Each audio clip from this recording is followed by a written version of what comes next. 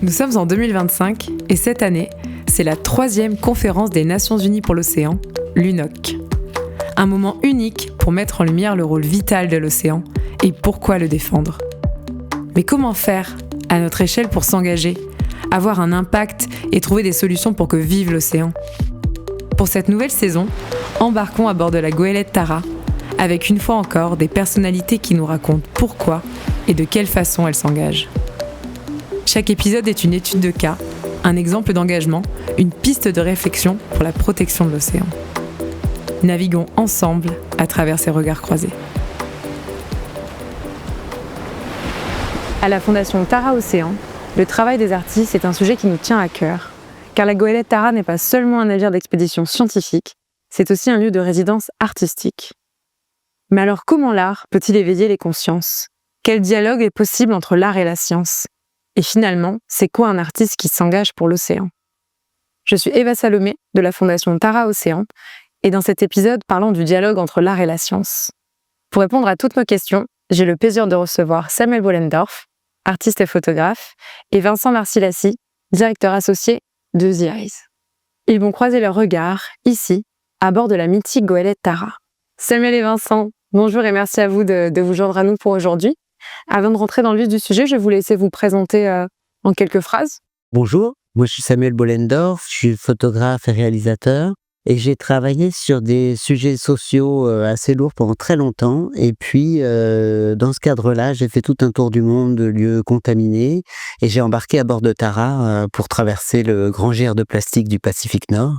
Et depuis, je suis rentré de cette expédition et de ce tour du monde tragique, mobilisé sur des questions d'environnement. Et donc, je continue à travailler sur ces sujets-là et j'ai fait toute une série qui s'appelle Les larmes de sirène à bord de Tara avec les scientifiques qui échantillonnaient le plastique dans différents océans et mers. Et j'ai eu la chance de pouvoir embarquer plusieurs fois pour essayer de dresser comme ça un portrait non exhaustif, mais malheureusement déjà conséquent de l'état de la plastification des océans, quoi. Parfait, on aura l'occasion d'en discuter. Et vous, Vincent ? Alors moi, je suis donc directeur associé de The Eyes, qui est une structure d'édition, de conseil et de production de projets culturels centrés sur les arts visuels et notamment la photographie. Et nous travaillons essentiellement ou principalement sur des grandes questions sociales, politiques et de société. Et par ce prisme-là, on est régulièrement amené, par un tropisme personnel, mon associé et moi, à travailler sur des questions associées à l'océan, au sens large, comme on pourra y revenir. Mon lien avec Tara est, dans une certaine mesure, plus ténu que celui de Samuel, puisque c'est la 2e ou 3e fois que j'embarque de façon très temporaire sur Tara, sur lequel je n'ai pas navigué. Pour autant, j'ai eu la chance de côtoyer indirectement 40 à 50 artistes qui sont montés à bord à travers un livre dont on pourra parler tout à l'heure. C'est la 4e saison du podcast Un hublot sur l'océan. On a pris l'habitude de commencer par une première question un peu plus vaste. Quel est votre lien à l'océan ? Mon lien à l'océan est d'abord personnel et intime, puisque je suis très proche de la mer, presque comme dans un besoin de mer, marin par ailleurs. Et petit à petit, mes actions professionnelles et créatives d'éditeur ou de producteur de projets culturels m'ont conduit à me rapprocher de cette question maritime, de cette question de l'océan et de la mer, et notamment en y associant par ailleurs un autre tropisme plus professionnel qui est celui des enjeux contemporains. Et pour vous, Samuel ? Et moi, mon lien à la mer, c'est un lien qui est beaucoup plus populaire au sens où j'ai un lien à la mer qui est vu de la terre. C'est-à-dire que je suis pas marin, j'ai peur de me baigner quand je vois pas le fond et j'aime regarder la mer de la plage. Et en fait, je pense que ça a un intérêt dans la façon dont j'ai essayé d'aborder cette question de l'image de la mer. Et c'est vraiment l'image que j'ai en tête et qui, à mon avis, est commune à celle de tous ces gens qui n'ont pas la chance ou le loisir d'embarquer sur des bateaux, d'être marin, de connaître la mer dans sa forme de pleine mer. Ça a été une expérience absolument fantastique d'embarquer à bord de Tara parce que j'ai découvert ce que c'était que la mer de l'intérieur. Samuel, justement, vous êtes photoreporter et vous avez embarqué à bord de Tara pendant la mission Microplastique, une expédition pendant laquelle Tara a étudié 9 fleuves européens pour comprendre l'origine de la pollution plastique. Votre résidence avait pour but de faire une photographie des paysages maritimes pour rendre visible une triste réalité et, comme vous le dites si bien, constituer un portrait des mers de notre planète. Pouvez-vous nous raconter comment est née l'idée de ce projet artistique autour d'un sujet sensible ? Notre rencontre, c'est le Pacifique et le grand gir de plastique. Moi, je suis un photographe qui travaille beaucoup sur l'invisible. J'ai travaillé sur des sujets terribles, des disparitions de gens qui s'étaient immolés par le feu, des disparitions de sans-abri, de choses comme ça. Et je ne photographie finalement que des lieux vides dans ces cas-là, où on ne voit rien. Et c'est le récit qui va permettre de se figurer l'horreur de ce qui a pu se jouer dans ces lieux qui sont d'un ordinaire familier. Et finalement, quand on est arrivé au milieu du continent de plastique, puisqu'on l'appelle comme ça vulgairement, le Pacifique était merveilleux et sublime et il n'y avait rien à voir. Parce que ce ne sont pas ces images de tombereaux, de déchets qui flotteraient à la surface, c'est microplastique, c'est nanoplastique, c'est pas visible, à part quand évidemment les scientifiques de Tara prélèvent et qu'on voit les quantités de plastique, là cette fois, qui sont récoltées à des milliers de kilomètres des côtes. Mais donc cette question de se figurer l'invisible de cet enjeu, j'avais un préalable, si je puis dire, dans mon travail, et ça a été vraiment une question que j'ai essayé de résoudre en travaillant sur la beauté de ces paysages maritimes, se confrontant à l'effroi de ces images d'échantillons. Donc quand la mission microplastique s'est mise en place autour de l'Europe, je crois qu'on avait une évidence qu'il y avait quelque chose à faire ensemble, à poursuivre cet échantillonnage, si je puis dire, mais cette fois aussi à portraiturer la mer dans toutes ses facettes sublimes et de venir confronter ces images avec les échantillons des équipes de scientifiques.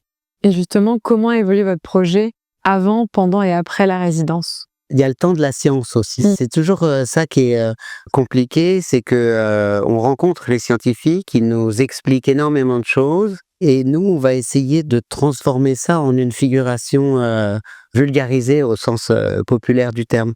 Et puis, à un moment, on est prêt, et puis les scientifiques, eux, ils disent non, mais c'est pas notre temps. Notre temps, ça peut être 2 ans, 3 ans après, d'avoir des données consolidées, etc.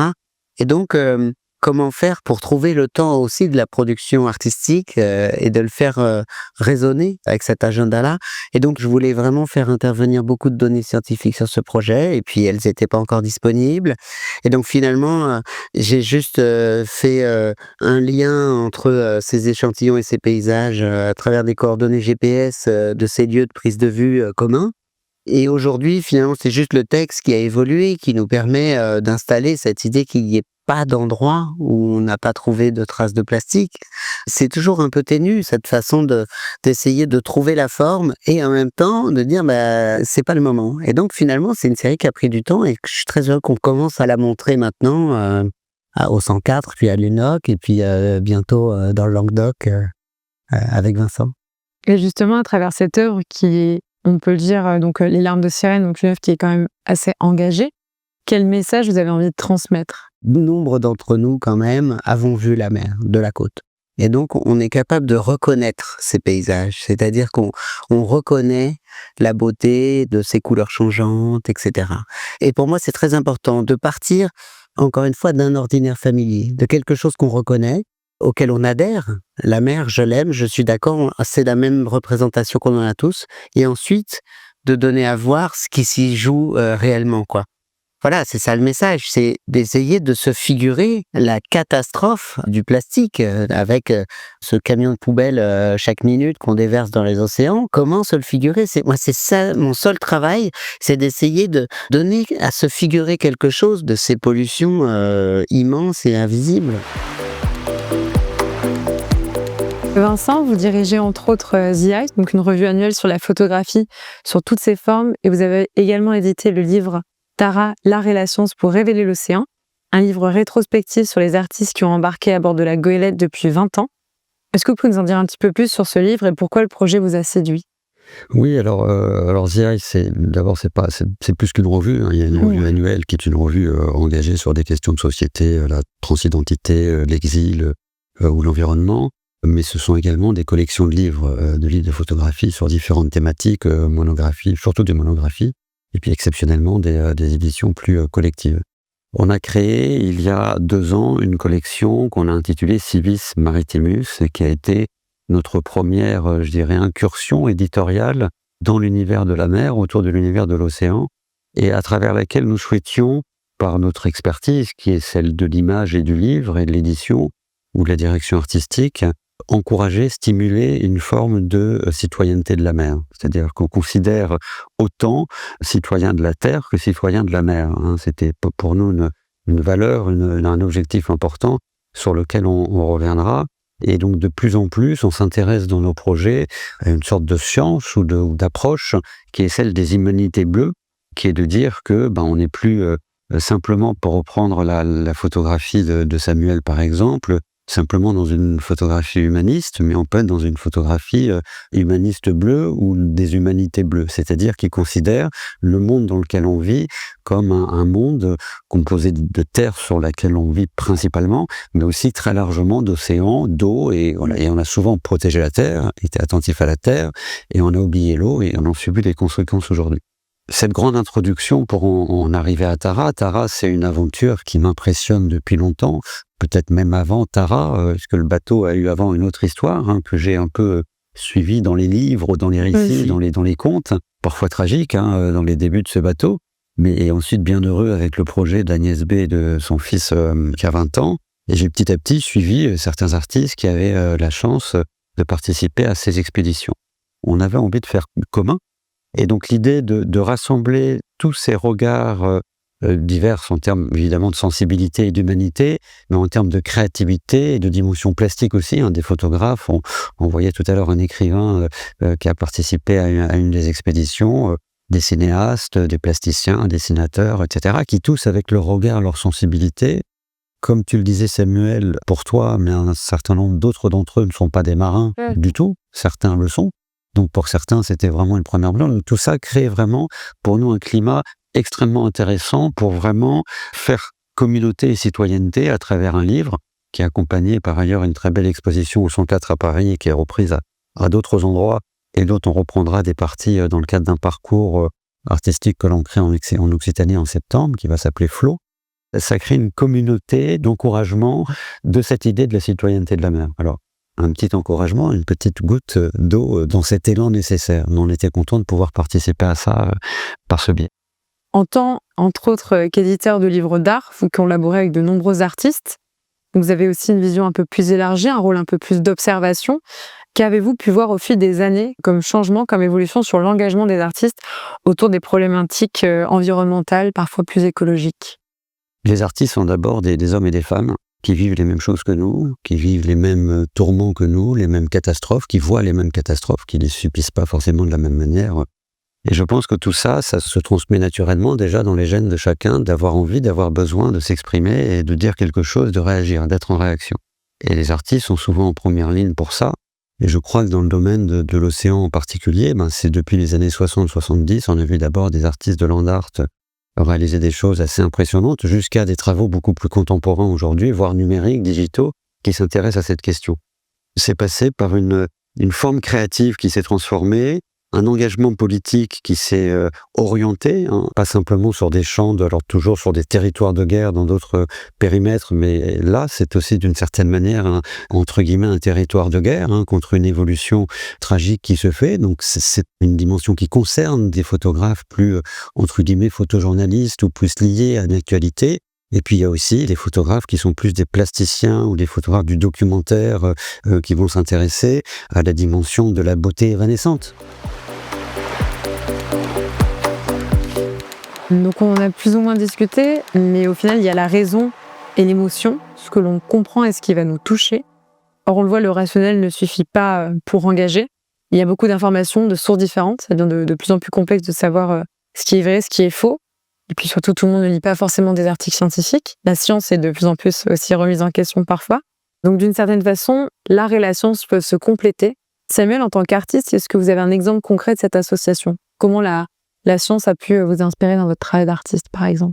C'est une question majeure. Comment on fait pour essayer de trouver notre place individuellement, petit humain, dans cette question globale, qui est la question de l'environnement, de l'avenir de la planète, dont on voit bien qu'il se précipite dans de mauvaises voies.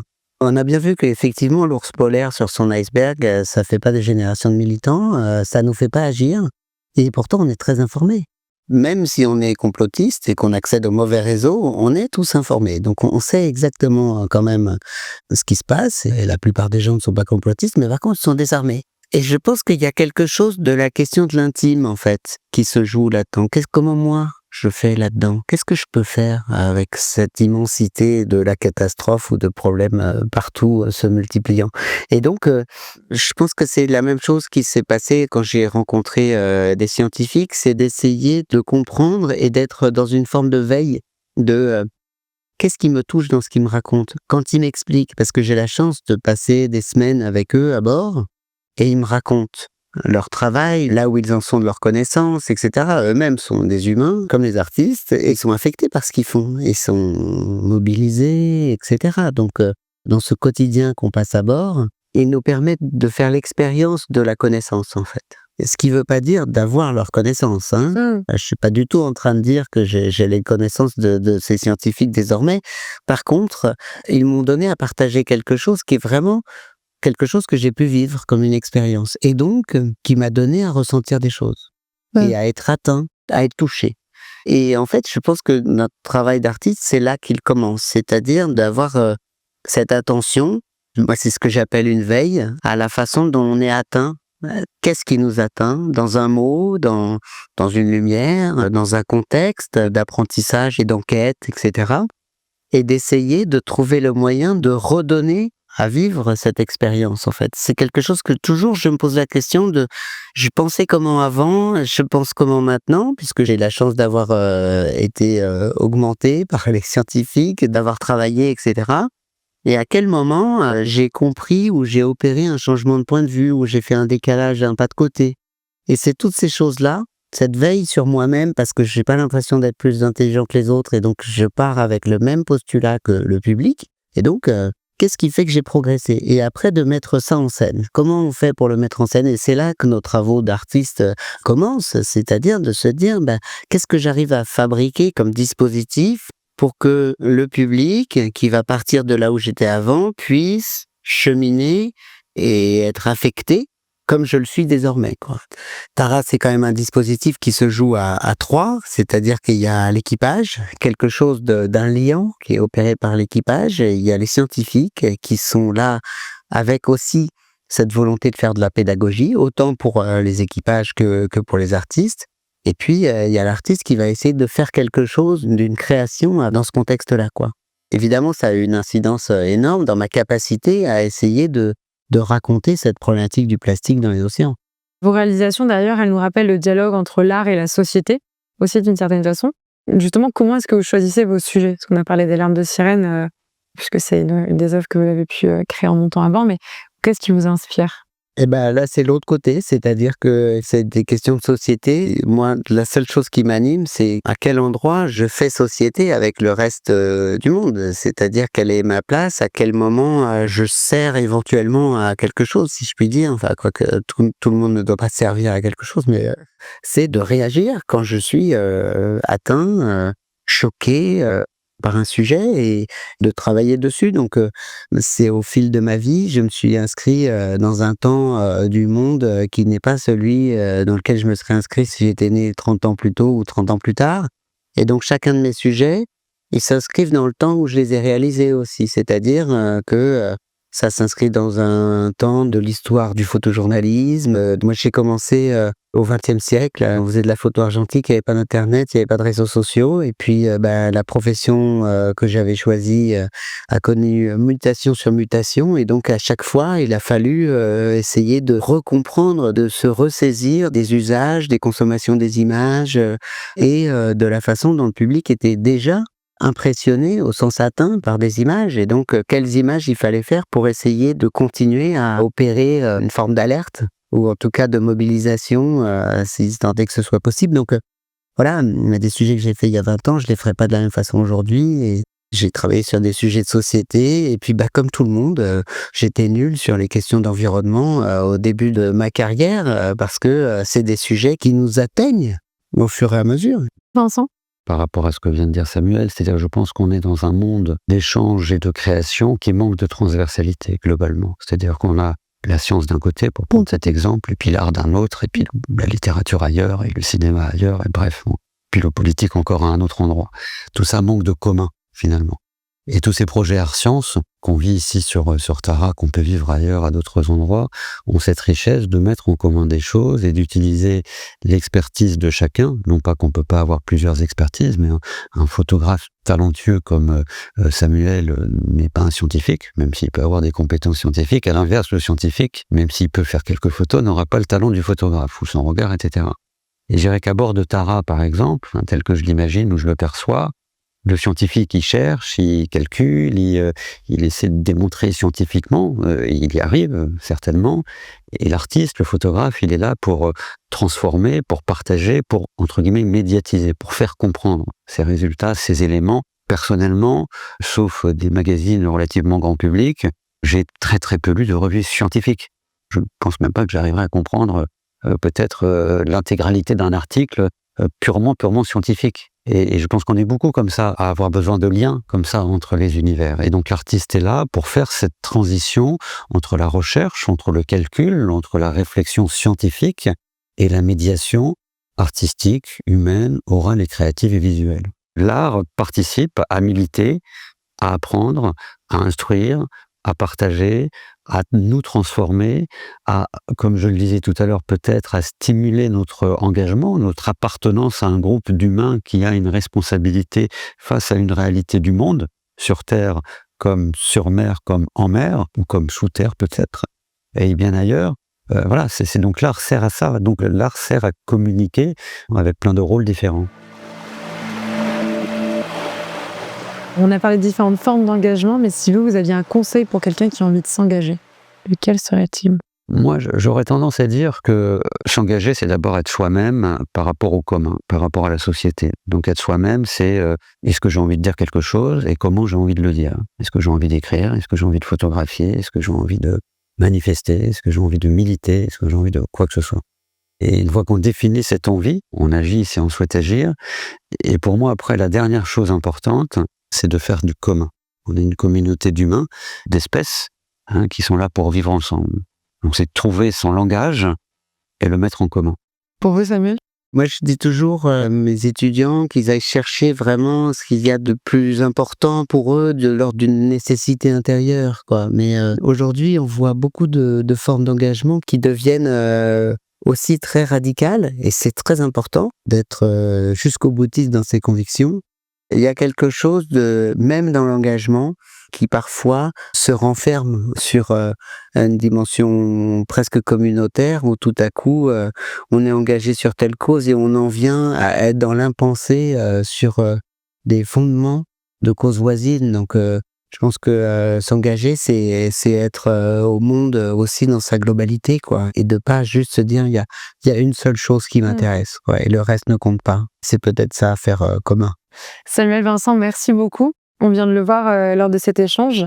À bord de Tara, il y a des regards qui se croisent à chaque expédition, entre les artistes, les scientifiques, les marins. Ils s'observent et s'inspirent les uns des autres. On a discuté, l'art a un rôle essentiel pour changer notre regard sur le vivant, sur l'océan, la nécessité de le protéger. Donc l'art est en quelque sorte un moyen de retranscrire la science par un autre langage. Il fait appel à nos émotions et interpelle autrement. La création artistique est au final peut-être une forme d'engagement. Choisir son langage, mais elle peut l'être. Il est temps pour nous de descendre à quai, car Tara reprend la mer pour sa mission UNOC. Merci à vous. Merci beaucoup. Merci de nous avoir écoutés. Un podcast de la Fondation Tara Océan, produit par Good Drama et réalisé par Studio Fred H. Vous pouvez nous soutenir en partageant ce podcast et en parlant de nos actions. Ensemble, défendons le vivant, protégeons l'océan.